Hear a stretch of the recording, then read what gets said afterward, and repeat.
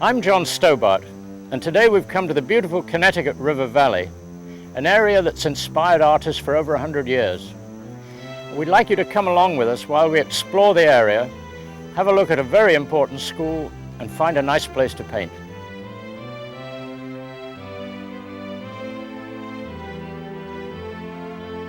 I'm here at the Lyme Academy of Fine Arts in Lyme, Connecticut with Hank Putch, the director.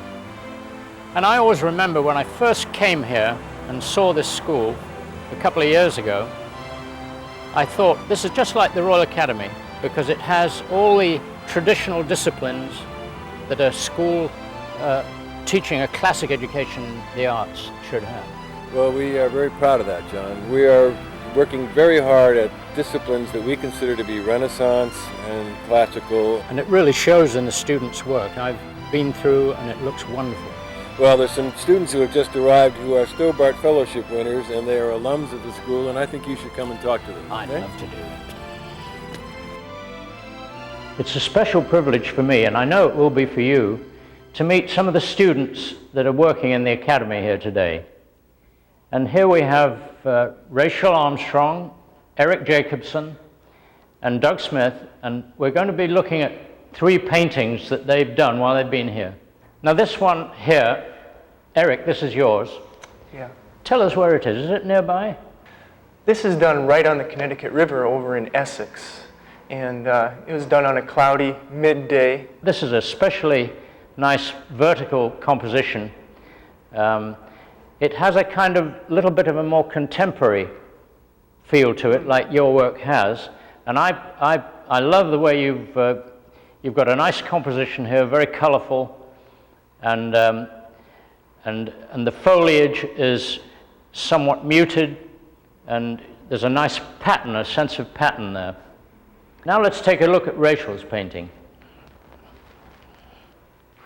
Rachel, where is this lovely little scene you've done? Well, this is not too far from here. It's a small inlet off the Lieutenant River. I like the composition. It's just a basic, simple composition, this curve coming in here with the reflections in the water and the interesting foliage here. I like to see here Rachel's use of color in the water. There's a lot of pink in here, and there are different colors, yellows, pinks, gray. I also like the recession here to the blue in the distance. We've got darker things in the foreground here, and they're gradually getting paler in the background. That's a really nice studied painting, and I think Rachel must have learned a tremendous amount doing it. Definitely. So we'll look at another one now. Doug, whereabouts is this? This was painted at Bride's Brook. It's a marsh estuary in Niantic. I love the tidal pools. I think that's a wonderful job. How long did that take you? Did you do it in one session? It was done in one sitting, late in the afternoon, and it was particularly difficult viewing into the sun and trying to get the aerial perspective going into the distance when everything was so intensely bright. I like your high horizon and these banks of trees with the shadow there and the gap. It leads the eye into the background, which, since the subject is the marshes, there's a path for the eye to follow through the painting from the foreground to the distance. I've seen, a lot of your paintings before, and this is a wonderful example. It's been a tremendous privilege for me to see the work and to know that you've done so well with the foundation. I'm thrilled. Thank you very much. Eric, it's wonderful to have you here. My Lord, you're so helpful to me. Well, thank you. It's a pleasure to fantastic. be here. Thanks for asking me along. I've never had this much help before. John, I'm wondering if you could explain what you're painting on there. What's the surface? Well, this is pure linen canvas, and it's wrapped over foam core. And I've got here I've got 2 canvases here. There you see the other one underneath. There are 2 canvases, plenty of room to stretch on a stretcher. Now, what's but the it reason makes it easy for me to carry because it's very thin I'm very lightweight. I don't want to carry a whole lot of stretchers around with me. And I always like to paint on canvas. I never paint on board. Other artists like to paint on board. I never like to. I like to paint on canvas. And on here I've re-gessoed it so that it's got a nice texture that suits my style. Okay. And I noticed you have a tone on there. What have you used for that? The tone is burnt sienna. Oh, I see. And this is, I stole from John Constable, who had this one, his paintings are very sketchy, some of them, particularly the outdoor ones. And in the end of the day, he's got little bits of this color showing through, and it ties the thing up so well. And whether I leave any of it or not, I don't know, but usually I do leave little areas of this, and it looks just terrific, and it ties it up nicely. I've got to decide which hair I want on, how much of it I want on the canvas, whether all this or part of it, and just exactly what. So to do that, I'm going to experiment and see where everything goes. And this is the first part of the painting. This is always what you do when you go out, and you are going to chance it here. We're just chancing it now to see where everything goes. Fairly thin paint at the moment. Is your concern about color at this point, or are you just trying to Just get the value and just shape? the shape of the silhouette of it. I want to get the silhouette right. And this is where, there we are. I just want to block this in very lightly.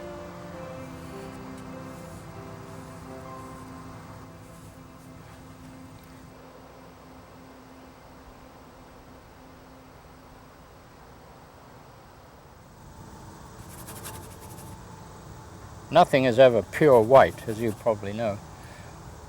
A white cloud there will not be white, it'll be well down from white. And I always like to try and work from the distance to the foreground because that is the way things work out best, because the things in the foreground often overlap other things, and to paint all the way around them is not going to be a very easy thing to do. Do you generally put the lights in first and then work your darks afterwards? The theory is to establish the darks in the foreground and the distant, any darks in the way distance, so that you've got a range from where to go. Then you know when you're in the middle, you have got to be halfway between that. You must get it tonally correct. But the answer to the question is basically yes, I do the sky first, because what happens is you've got to work from the background to the foreground. If you try and work from the foreground to the background, you have all kinds of problems hitting you. So it's better to have the background to the foreground, and then anything that you put on top is going to be further towards you, see. And I'm mixing this with a little bit of red and a little bit of yellow into white, just to warm the white up. And as it gets to the horizon, it always gets a little pinker, so the little bit here will be pinker than this bit here, because we create a dome effect that way. And I want a cloud coming in there. What I'm trying to do is to make a pattern that will agree with what's underneath. And as I go along, I may change it, or take it out altogether, or do whatever has to be done. But at this stage, you are going right ahead and knocking it in, and with the knowing that you can wipe some of it out later if you need to, or paint over it. The color of the sky is very, very delicate and has to be carefully done so that it's not too dark and not too light. I've often heard it said that you don't want to get the sky too blue, and that's something that people often do. Absolutely. They always seem to get it too blue, most people. And so I kill it with a complement. In the case of blue, the complement is yellow. Do you prefer to work with a large brush? Always, yeah. The larger the brush, the better. Now, why is that? Well, because you can cover big areas with it. And why do with a little brush what you can do with a big brush? That is a big shape there.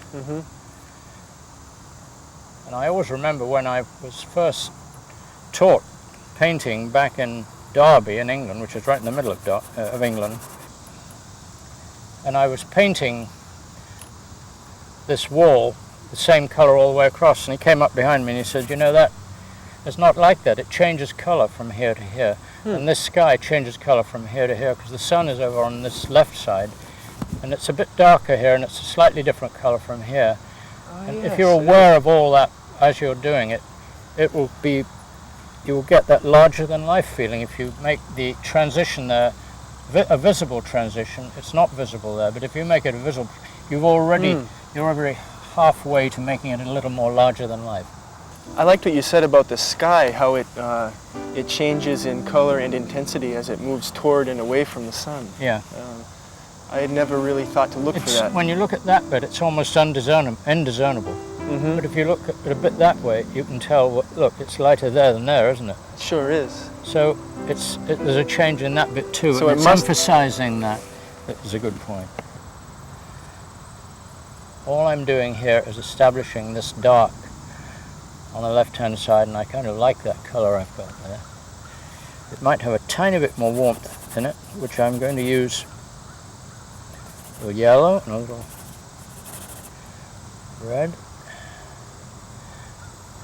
Because with the amount of sun that's hitting this scene, even the shadows are warmed up by the sun bouncing back from the green and the grass into the shadows. What I do like, though, is that the recession is very possible here. With that group of trees, I'm going to push that way back, further back than it looks there. And I think that will help. It seems as if you're just blocking in the large masses here and seeing the large tree shapes. I noticed that over on the left you've got this real dark clump of trees. Yes. And I thought it was good to anchor that down. That is really the basic dark in the painting. And that is the anchor that this is all swinging on. And so this whole curve is around that, and so that is the crucial part of the composition. If that wasn't there, we wouldn't really have a composition going here, because it establishes the recession into the distance, that dark does. How is it that you're able to keep from seeing the details? It seems like you're blocking everything in right now without being concerned for all of the little intricacies. No, I'm not interested in those at all. I just want to get I'm just sketching now. If you look at the detail too much and try and go for the detail right at the beginning, you'll lose the whole. And I want to move across here in about 5 minutes. So now, because I want to see what the whole thing looks like, but I'm trying to be as accurate as I can as I go over. Now I'm mixing French ultramarine and a little more green. I want to get that greeny blue of the distance, but it's the basic blue of the shadow of the trees in the distance that I've got to get really right. You see, that's way too dark. It's way lighter in tone than the darks here. I think there's a little bit of magenta in that blue too. It goes a little bit less away from the green and into the purple, just a fraction. But it's very different from this foreground. Now I'm going to block in the trees right dead ahead. They appear to be lighter than the trees on the far left. They're lighter than these, yes. And that's the way to do it. You just touch that and see that you're way lighter. See the touch that I've got in there? Yeah. That's helpful. In fact, that's a little bit too dark. There's very little tonal difference if you half close your eyes between that and that. Yeah, there's a big tonal difference here. Do you see that if you half close your eyes? And I see the temperature difference too. Yeah.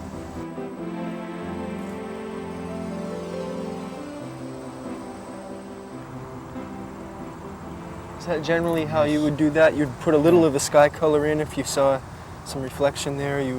I try and mix a bit of the paint. Color? I try and mix a bit of it on the canvas. I see. A bit of this color. That sky would be reflected here because there's nothing really above it. It's almost like a mirror image. The reflections are almost a mirror image. And right under that, it's a little bit calmer water under there because it's sheltered from the wind. Looking good though, isn't it? in placing your horizon, you're below halfway on your canvas, and that's obvious. You've got to establish where the horizon line is, and it's about there in the painting. It isn't apparent here, but of course the horizon line is eye level. Yes. And so this house, for instance, is about on the level that we're on. That should be level at the lower end, but slightly going away on the upper part of it, which I think I've got pretty well there. But the horizon line is not apparent here because the hills are higher than we are, and the horizon line is where we are. So it's well down from the top of the... but you should always know where the horizon is, because then you can check all your perspective quite easily. I am happy with the fact that that is less than halfway. From here to here is less than halfway. Because I didn't want it anything. You mustn't ever get right halfway with anything, or halfway here with anything. We're halfway about there, but the mean of this is lower.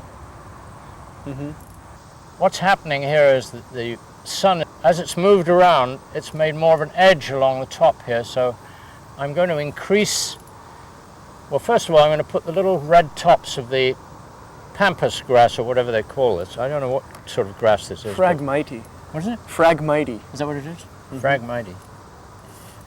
And to do that, I'm going to get the little bit of red here. And what I'm mixing, it's a little pink, I think, but very light. And again, it's trial and error. I've mixed a little bit of a darker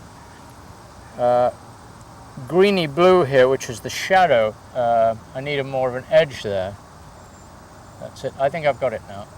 There we go.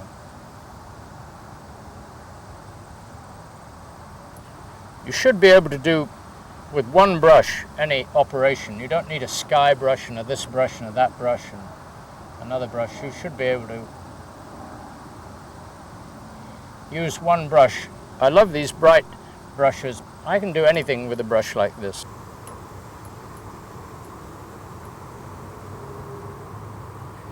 It's amazing how much more difficult it is when you're out than when you're thinking about going out.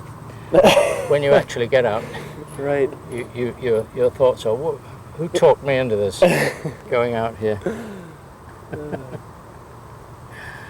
Now I'm going to switch to the water just a little bit. But before that, I'm going to establish the edge of this, which has got quite a bit darker here now. All part of drawing, perspective. Perspective's in everything. It's in clouds, it's in the water, in the trees receding to the distance.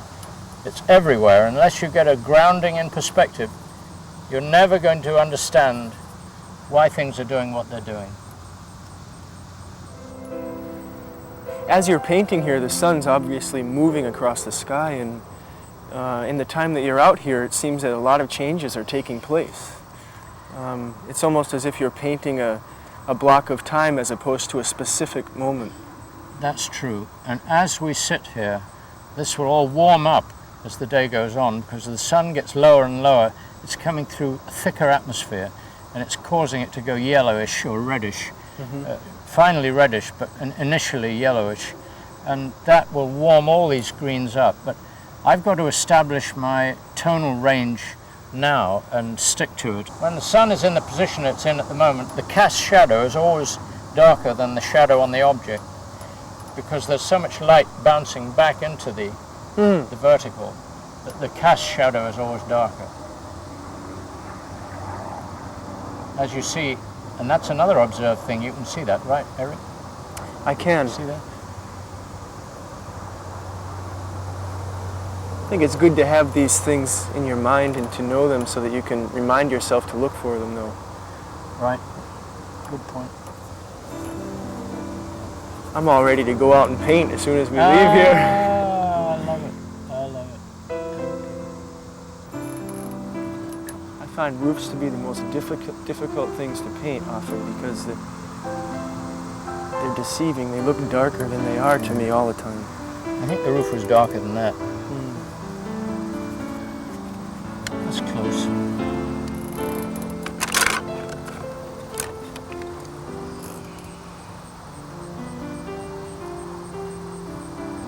This is the only time I'm ever going to use a brush this size. The chimney brush. This, and I think it wasn't quite up the top of the thing, so it'll cast a little shadow. And the windows were kind of darkish.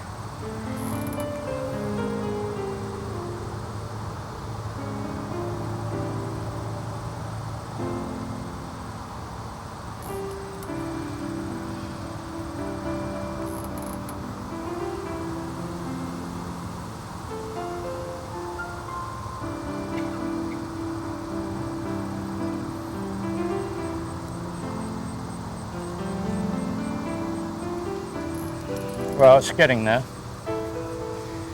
The other part of the house was, again, a darker color, wasn't it?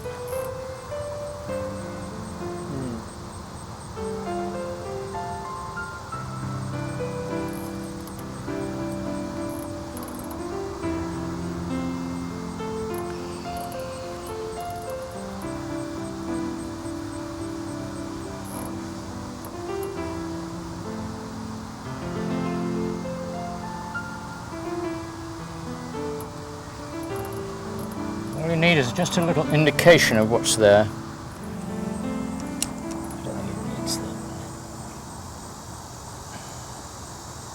I don't think it needs that.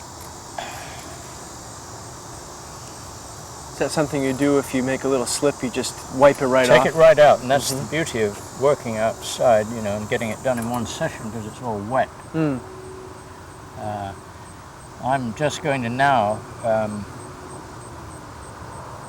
wind this up by putting a, I was going to put a little sailboat at that dock, but it needs to be over this way a little more to have the mast right where I wanted it there. But it looks nice as it is. Nice composition. The way just it without goes the back. boat, you mean? I think so, but you're painting, so you... I think probably I need to put that little yacht in there. There's a little...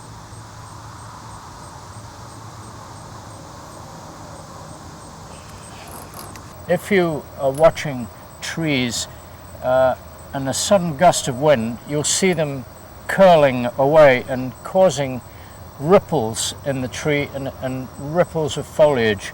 And that is, if you can catch that, this is what I meant before by saying you've got to do something larger than life.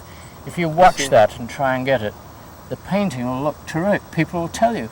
The trees look as if there's a wind blowing.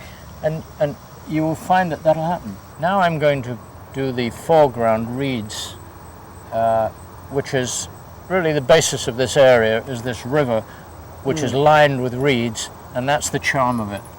And if I didn't put anything in the foreground, it would look a little naked. And I would like it to have been a little more tacky in the foreground so that the paint underneath would pull the paint off my brush, but I neglected to do that. But even so, I think it's going to work. A bunch of them right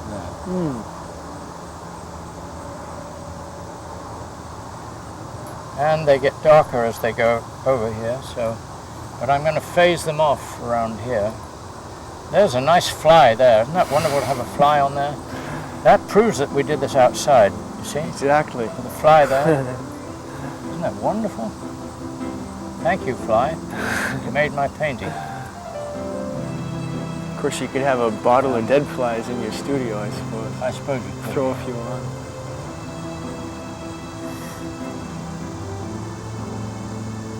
You've got to have a little bit of courage to put all these little strokes in, but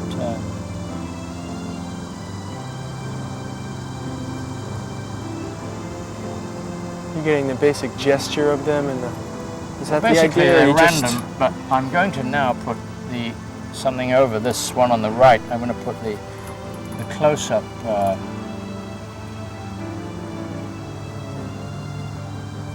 foliage. That got to be very green down there.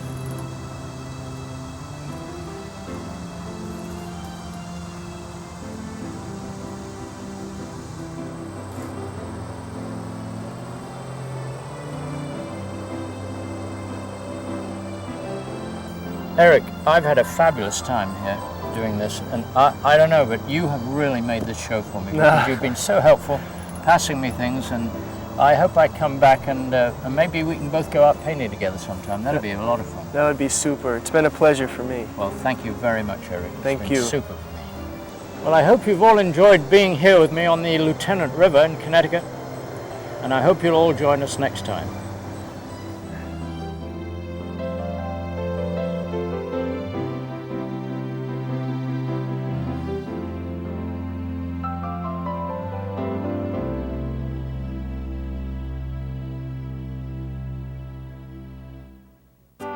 Let John Stobart show you the basics of painting in simplifying outdoor painting.